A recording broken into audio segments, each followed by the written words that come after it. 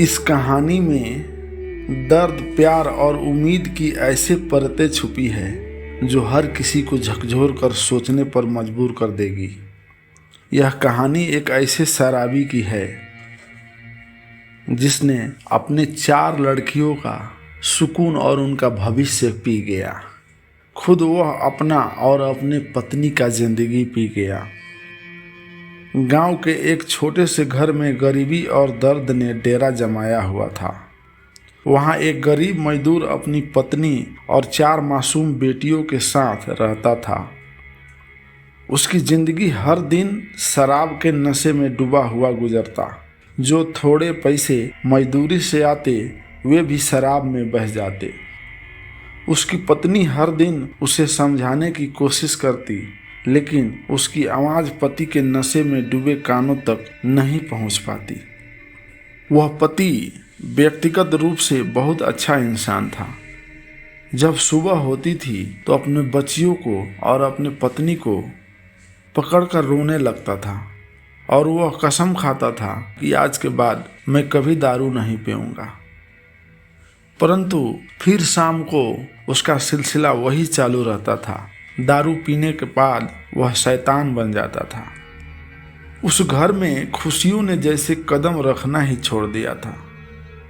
न पति का सहारा, न कोई मददगार। 4 बेटियां अपनी माँ की आंखों में आंसू और हाथों में मेहनत के निशान देखती थी। उन्हें अपनी माँ की तकलीफें समझ आती थी, लेकिन वे नाबालिग हाथ इस दर्द को बांटने के काबिल नहीं थे। फिर एक दिन शराब ने उस मजदूर की जान ले ली। घर पर मातम छा गया। पति का अंतिम संस्कार भी पत्नी ने दूसरे से उधार लेकर किया। अब वह अकेली 4 बच्चियों का सहारा बनकर खड़ी थी। उसने अपनी हर सांस अपनी बेटियों के लिए समर्पित कर दी। वह दिन रात मेहनत करती, लेकिन हर कोने से सिर्फ ताने मिलते। गांव के लोग कर्ज का हवाला देकर उसे बार बार अपमानित करते। उसकी बेटियों पर उंगलियां उठाई जाती। उन मासूम बच्चियों की आंखों में हर दिन एक सवाल तैरता था, क्या गरीबी इतनी बड़ी सजा है? इतने संघर्ष के बाद भी वह माँ अपनी बेटियों को संभालने की कोशिश करती रही, लेकिन दुख, ताने और तनाव ने उसे धीरे धीरे तोड़ दिया। आखिरकार वह भी डिप्रेशन का शिकार हो गई। एक दिन उसके शरीर ने साथ छोड़ दिया। 4 मासूम बेटियां अब पूरी तरह अनाथ हो चुकी थी। उस गांव के कुछ सज्जन व्यक्तियों ने आपस में मिलकर उन 4 बेटियों की मां का अंतिम संस्कार किया। वह बच्चियां उस गांव में रहने लगी। इधर उधर से मांग कर खाती थी। जो भले लोग थे वो दे देते थे, और कुछ लोग उसमें ताने मारते थे और अपने घर से भगा देते थे। वह बच्चियां वह गांव छोड़कर कहीं शहर जाना चाहती थी, पर जिन्होंने कर्जा दिया था वे लोग उन्हें बाहर भी जाने नहीं देते थे। गांव वालों का दिल पिघलने के बजाय और कठोर हो गया। तानों और अपमान का सिलसिला जारी रहा। मजबूर होकर 4 बहनें एक रात चुपचाप गांव छोड़कर भाग गई। बिना कुछ खाए, बिना किसी सहारे के वे ठंड की कड़कती रातों में शहर की अनजान सड़कों पर भटकने लगी।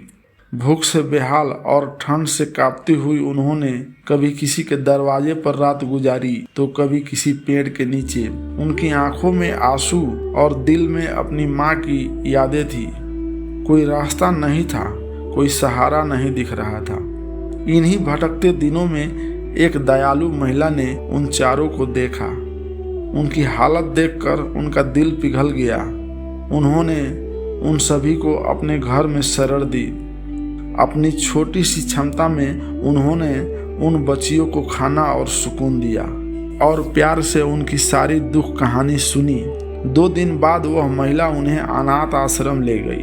वहां उन्हें प्यार, सहारा और जीने की एक नई वजह मिली। उस आश्रम में उनकी जिंदगी ने एक नई राह पकड़ी।